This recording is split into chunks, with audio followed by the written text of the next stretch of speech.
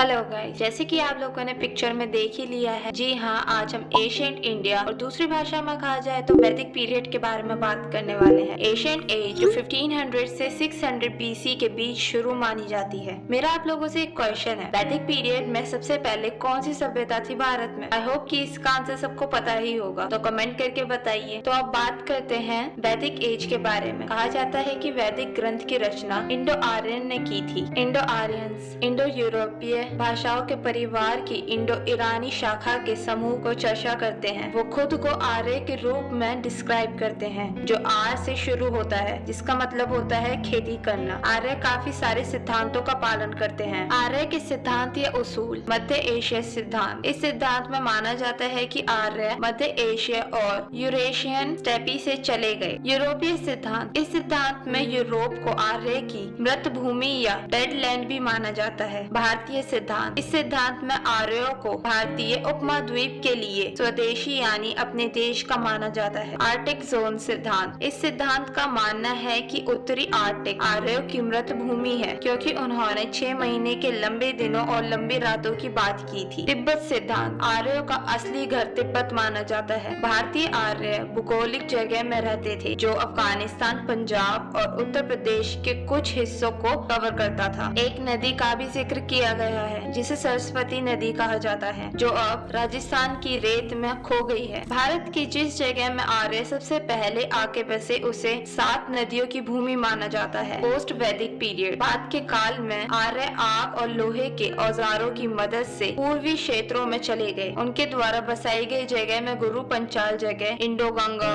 विभाजित और ऊपरी गंगा घाटी शामिल थी। इस चरण के दौरान उन्होंने अरब सागर और हिंद महासागर और नर्मदा और पहाड़ों का भी ज्ञान प्राप्त किया था। वैदिक युग का पॉलिटिकल स्ट्रक्चर। वैदिक समाज मतलब खानाबदोश आदिवासी समाज, या सिंपल लैंग्वेज में कहा जाए तो वो लोग जो कुछ दिनों में अपनी जगह बदलते हैं। वहाँ कबीले को जन कहा जाता था, कबीले के मुखिया को राजन, गोपति या गोपा कहा जाता था और रानी को महिषी कहा जाता था। वैदिक युग का प्रशासन। आदिवासी सभा द्वारा चुनाव चुना जाता था, जिसे समिति कहा जाता था। लोगों की ओर से भगवान को प्रार्थना करने के साथ साथ दुश्मनों से लोग और पशु की रक्षा के लिए राजा जिम्मेदार था। लोग अक्सर प्राणियों से लड़ते थे, जो लोगों के पशुओं को जंगल में छिपाते थे। अपने पशुओं को वापस लेने के लिए वैदिक भगवान इंद्र का ध्यान किया गया था और गविष्टि जैसे युद्ध लड़े गए थे। जिस जगह पर पशुओं को रखा जाता था उसे गैन कहा जाता था और गायों की खोट को गविष्टि कहा जाता था। परिवार के मुखिया को कुला कहा जाता था। रिंग सोसाइटी के प्रशासन। पुरोहित। वह उनकी कर्मकांड सेवाओं को करने संबंधित या उनसे दक्षिणा और दान प्राप्त हुआ था।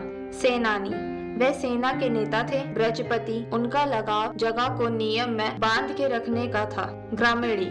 ग्रामीणी गांव की नेता और युद्ध इकाई थी। लोगों को आगे विश्व में बांट दिया गया था और यह बदले में कई कुल या कुटुंब में विभाजित हो गए थे। कुटुंब की इकाई के रूप में गृह और इसके रूप में कुलपा थे, जबकि गृह का नेतृत्व गृहपति करते थे। कुला को चना बनाया गया था और चने का नेतृत्व ग्रामीणी ने किया। उत्तर वैदिक युग का प्रशासन। वैदिक काल में जनपदों में विकसित हुए। जगह के लिए इन जनपदों के बीच बार बार लड़ाई होती थी। इसी के दौरान राजन का अधिकार अधिक हो गया। यहाँ मुखिया वंशानुगत हो गया। स्थायी सेना को मौजूदगी नहीं थी। राजस्व, वाजपेयी, अश्वमेध जैसे बलिदान राजन द्वारा सभी दिशाओं के शासन बनने के लिए किए गए थे। राजन ने सम्राट, एक रथ और विराट जैसी उपाधियां धारण की। महिलाओं को अब इन सभाओं में शामिल होने की अनुमति नहीं थी। वैदिक युग की इकोनॉमी। इस काल में समाज पशुचारक था। मुख्य धन मवेशी थे। अनाज का सबसे पहला नाम यव था। कोई कर नहीं लगाया जाता था। तांबे के औजार पंजाब और हरियाणा से मिलते थे। किसी भी धातु के लिए सबसे पहला नाम अयस रखा गया था। वैदिक काल में घोड़े बहुत इंपॉर्टेंट रोल प्ले करते थे।